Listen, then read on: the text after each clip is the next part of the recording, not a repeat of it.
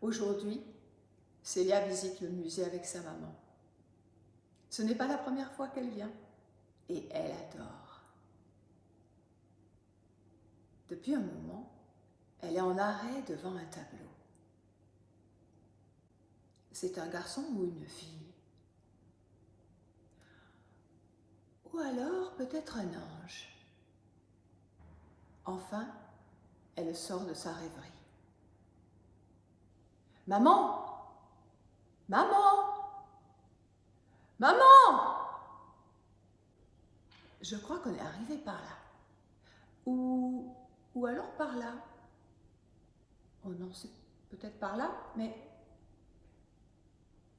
Est-ce qu'elle a continué? Est-ce qu'elle a rebroussé chemin? Elle est partie par où?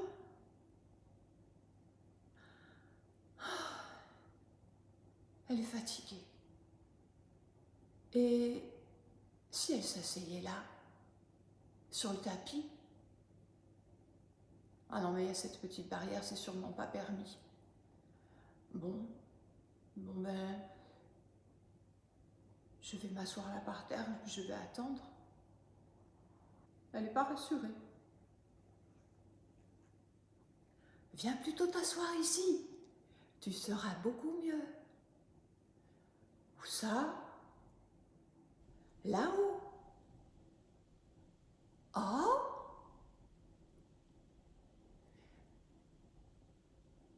Elle n'a pas l'air du tout confortable, cette chaise.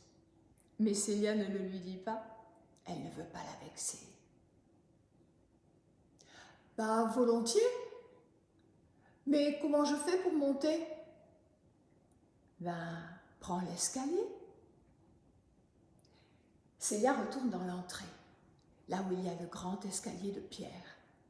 Non, pas celui-ci, celui-là. Oh, il y a un escalier dessiné sur le mur. Célia ne l'avait pas vu. Est-ce qu'il était là avant? Elle lève le pied. Et oui, son pied se pose sur la marche dessinée. Et elle monte, elle monte, elle monte jusqu'au plafond. Au fur et à mesure qu'elle monte, on dirait que tout l'espace tourne sur lui-même. Et Célia marche sur le plafond. Comme une mouche, se dit-elle. Elle s'assoit sur la chaise, qui est très confortable, effectivement, contrairement à ce qu'on aurait pu penser. Mais pas le temps d'en profiter. Tout se met à tourner. C'est parti, fonce, Alphonse, dit la chaise. Mets ton casque. Effectivement, dans les mains de Célia, il y a... Pas un casque, non, un bonnet avec des oreilles. C'est pas un casque, c'est un bonnet d'âne. Mets-le, ordonne la chaise. Et tout d'un coup, tout se retourne. Il fait nuit noire. Célia flotte dans l'air. Elle tombe tout doucement.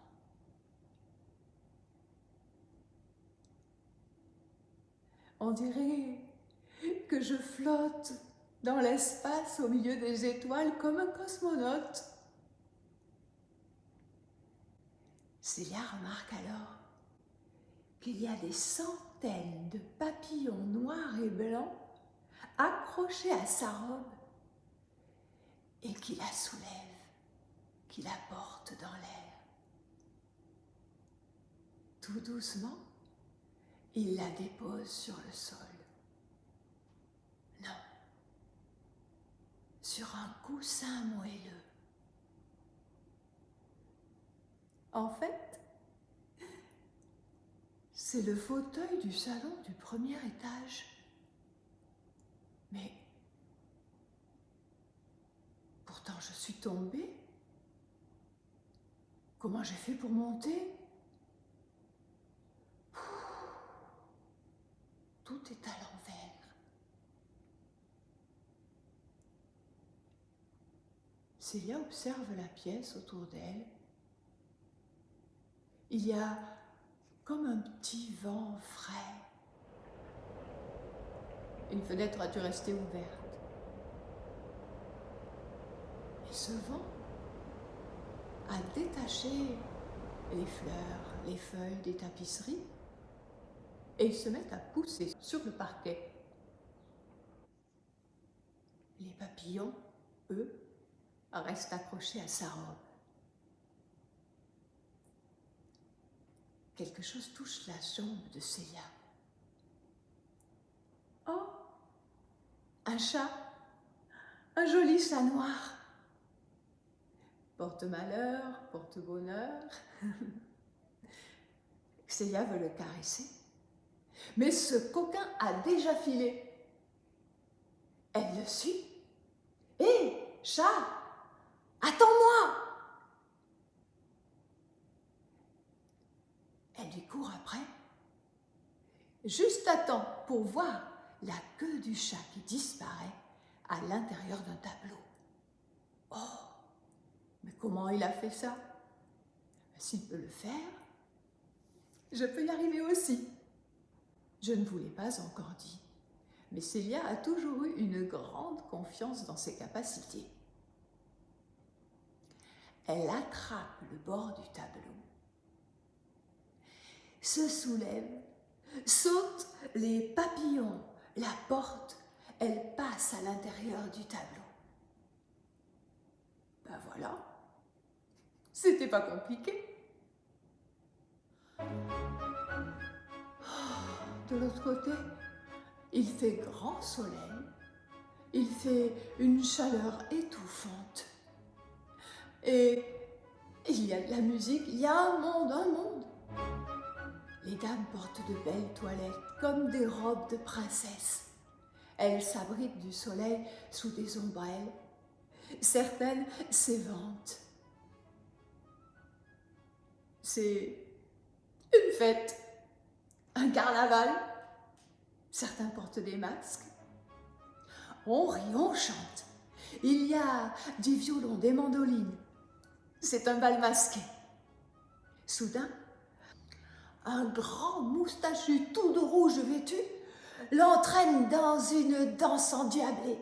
Ça tourne et ça dure, ça dure.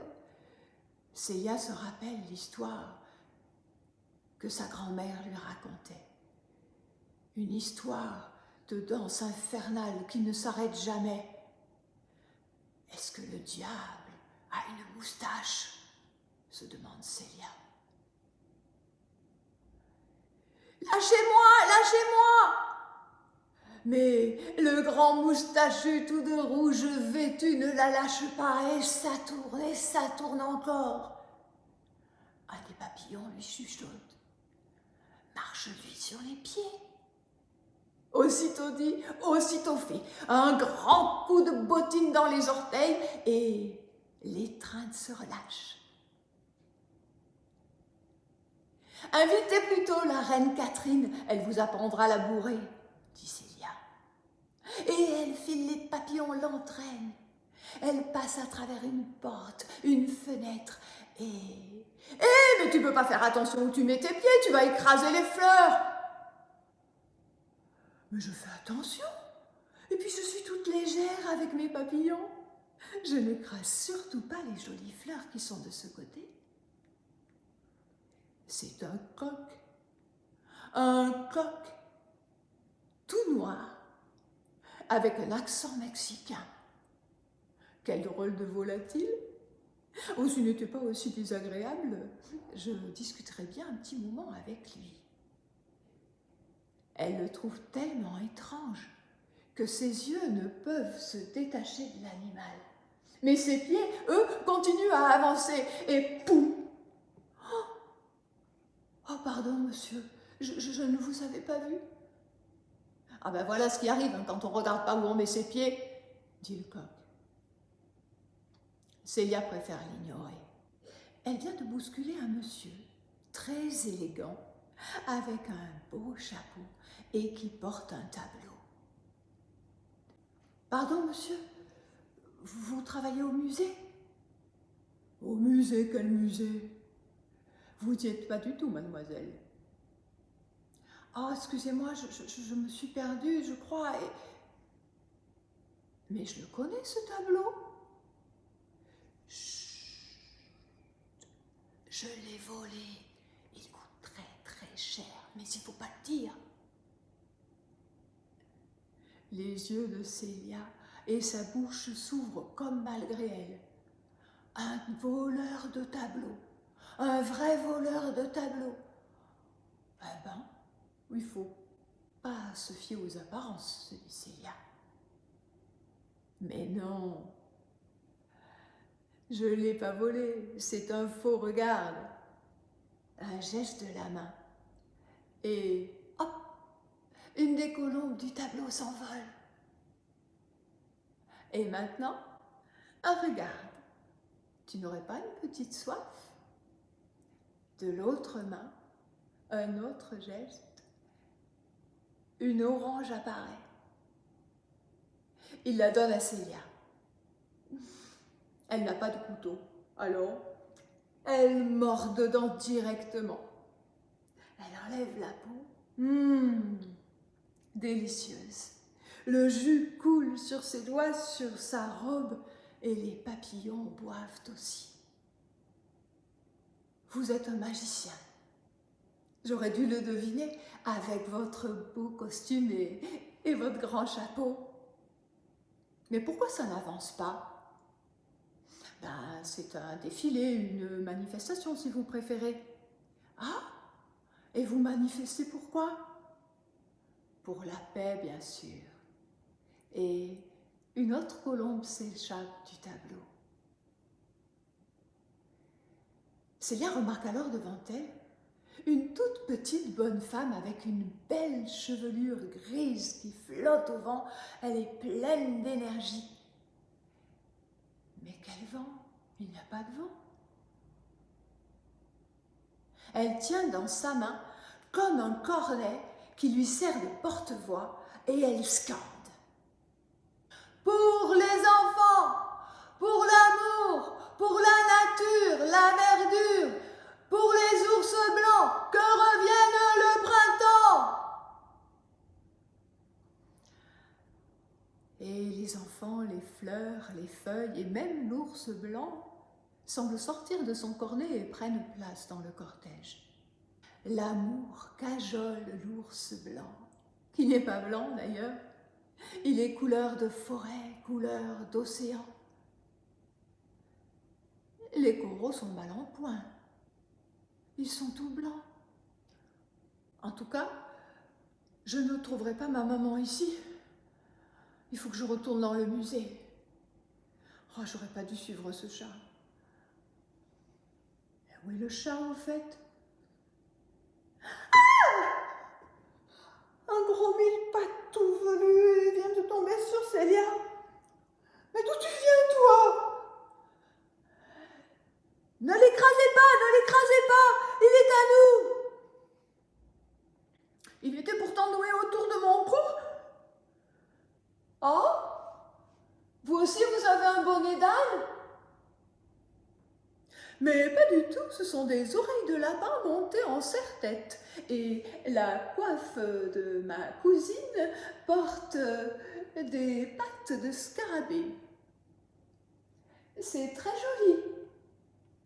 Oui, nous sommes toujours parés des dernières créations à la mode.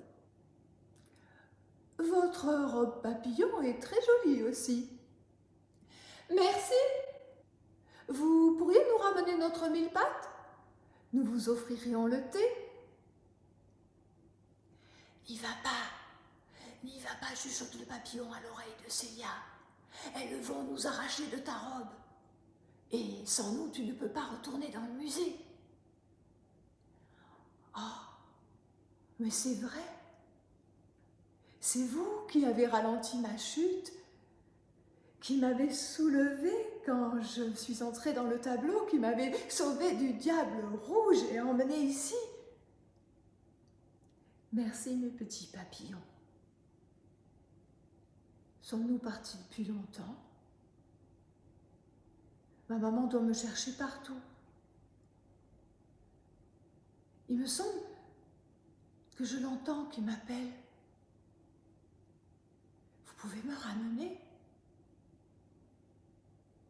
D'accord, disent les papillons.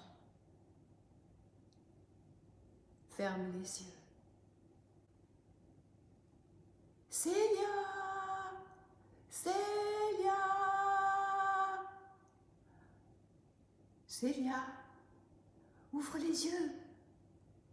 Réveille-toi.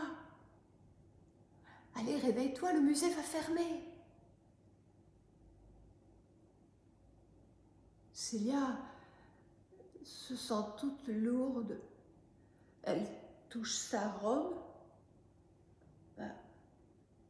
Où sont mes papillons? Quels papillons? Les papillons de ma robe. T'as mis ta robe à fleurs, ma puce. T'as pas de robe à papillons. Allez, debout. Tu veux ton jus d'orange? Ah oui. Oui, j'ai soif. Dis maman, on revient bientôt au musée?